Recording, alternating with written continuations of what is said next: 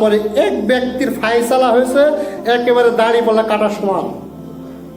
দাড়িপাল্লা কাটা কি সমান, জান্নাতের দিকেও হালেনি জাহান্নামের দিকেও হালেনি। এখন জান্নাত জাহান্নামের মাঝখানে রাখা হয়েছে তাকে, তো জান্নাতও দেয়নি কোথাও দেয়নি, জাহান্নামেও দেয়নি, কিন্তু মুখ করে রেখেছে কোথায় জাহান্নামের দিকে। কারণ ওই ব্যক্তি বলছেন এই জাহান্নামের বিবি, তার রবকে বলছেন, আল্লাহ করছে আল্লাহ আমার রব এই জাহান্নামের বিবিশকে আমাকে অস্থির করে তুলতেছে, ওর সহ্য হচ্ছে না, আমার কষ্ট হচ্ছে। ওই যে দেখতেছে আমার বন্ধু, ওই যে দেখতেছে আমার বাবা, ওই যে দেখতেছে আমার মাথাকে পোড়াচ্ছে, এগুলো দেখলে কি আপনার আমার ভালো লাগবে? আপনি দেখতেছেন আপনার সন্তান পুড়ে যাচ্ছে, ভালো লাগবে? তিনি জাহান্নামের বিষয়গুলো দেখে তিনি বলছেন কষ্ট হচ্ছে, যাতনা শুরু হচ্ছে, হাওয়া আসতেছে, হে আল্লাহ তুমি আমার মুখটা একটু জান্নাতের দিকে করে দাও, আল্লাহ হে আমার রব তুমি আমার মুখটা একটু জান্নাতের দিকে করে দাও। তখন তার রব বলবে তুমি এই ব্যাপারে অঙ্গীকার করো, এই ব্যাপারে ওয়াদাবদ্ধ হও, এরপরে আর কিছু আমার নিকট চাইবা না। কে বলতেছেন? আল্লাহ। কাকে বলতেছেন?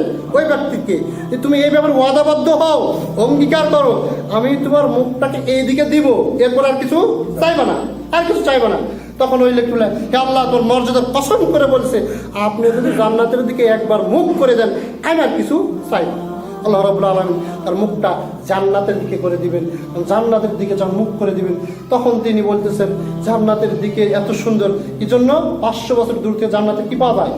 সুগন্ধি পাওয়া যায় না? হাদিস রয়েছে। এগুলো দেখছে এত সুন্দর গন্ধ, আপনার নাকের যদি সুন্দর খাবারের গন্ধ আসে আপনার ইচ্ছা হয় না মনে খুবই স্বাদ হবে একটু খাই? তাই তিনি এরকম কিছুক্ষণ চুপ থাকার পরে আবার বলছে আল্লাহ একটু জান্নাতের দরজা পর্যন্ত নিয়ে দিয়ে দাও আল্লাহ। তখন আল্লাহ বলছে তুমি তো একটু আগেই ওয়াদা করলে যে আর কিছু চাইবে না, তারপরে তুমি ওয়াদা ভঙ্গ করতেছো। তা আল্লাহ আমাকে আর হতভাগ্য করো না আল্লাহ, তুমি একটু খালি দরজার দিকে নিয়ে না, আর আমি কিছু চাইব না। আল্লাহ রাব্বুল আলামিন তাকে জান্নাতের দরজার দিকে নিয়ে যাবেন, জান্নাতের দরজা খুলে দেওয়া হবে।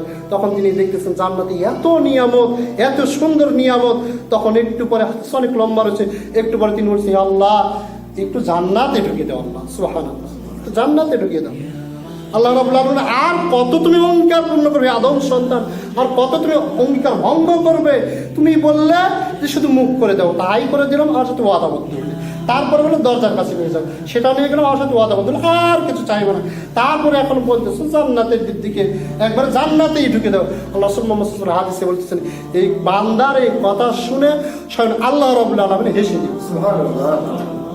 অথবা আল্লাহ রাব্বুল আলামিন তাকে জান্নাতের মধ্যে প্রবেশ করাবেন, প্রবেশ করানোর পরে বলবেন তুমি কি কি চাও? আমাদের চাওয়া থাকে না, কি কি চাও? বিছানা চাও, কি কি চাও? সমস্ত কিছু তাকে চাইতে বলাবে, তিনি সব কিছু চাইবেন। চাওয়ার পরে দেখবেন চাওয়ার আর কিছুই নেই, চাওয়ার আর কিছু নেই। আল্লাহ রাব্বুল আলামিন এই তুমি এটা চাইলে না কেন, ওটা চাও, এই তুমি এটা চাইলে না কেন? কিন্তু আল্লাহ হচ্ছে আলিমুল কি ওই সব কিছু জানেন। আমরা সমস্ত কিছুকে চাইতে পারবো না, কি প্রয়োজন এটা কে জানে? আল্লাহ সুবহানাহু ওয়া তাআলা। তাই আল্লাহ রাব্বুল আলামিন বলে এই তুমি এটা চাও চেলো না কেন, এটা চাও, ওটা চাওনি কেন, ওটা চাও, ওটা তো ছাড়া পড়ছে, ওটা চাও। এই তখন বলা হবে, তখন তিনি ওগুলো চাইতে চাইতে যখন আর চাওয়া শেষ হয়ে যাবে তখন আল্লাহ রাব্বুল আলামিন বললেন তুমি কি এখন সন্তুষ্ট? তিনি বললেন সন্তুষ্ট। আল্লাহ রাব্বুল আলামিন বলে শুধু এতটুকুই নয়, শুধু এতটুকু নয়, এই জান্নাত তোমাকে এটা পুরোটাই তো দিলাম, পাশাপাশি এর সমপরিমাণ জান্নাত তোমাকে দান করে দিলাম। হাদিসের শেষে রাসূল মুহাম্মদ সাল্লাল্লাহু আলাইহি ওয়াসাল্লাম বলেছেন এটা তো দিলাম এবং এরও আরো 10 গুণ তোমাকে বৃদ্ধি করে দিলাম, 10টা জান্নাত দিয়ে দিলাম, যতগুলো দিয়েছি আরো 10টা দিলাম। রাসূল মুহাম্মদ সাল্লাল্লাহু আলাইহি ওয়াসাল্লাম বলছেন জান্নাতের একটা চাবুক রাখার জায়গা, একটা লাঠি রাখার জায়গা, আসমান জমিন সমস্ত কিছু বিক্রি করলেও একটা লাঠি রাখার জায়গা সম্পর্কে। এত সুন্দর একটা জান্নাত, একটা লাঠি রাখার জায়গার সমপরিমাণ হবে না, চাবুক রাখার জায়গার সমপরিমাণ গোটা পৃথিবীতেও হবে না। অথচ আমরা সেই জান্নাত প্রাপ্তির জন্য আমাদের কোনো আশা আকাঙ্ক্ষা নাই, শুধু আমরা সেই দুনিয়ায় শুধু কামনা করি, দুনিয়ায় কিভাবে অর্জন করব, দুনিয়াতেই কিভাবে থাকবো। দিনী ভাই, দিনী মুসলিম, সময় শেষ।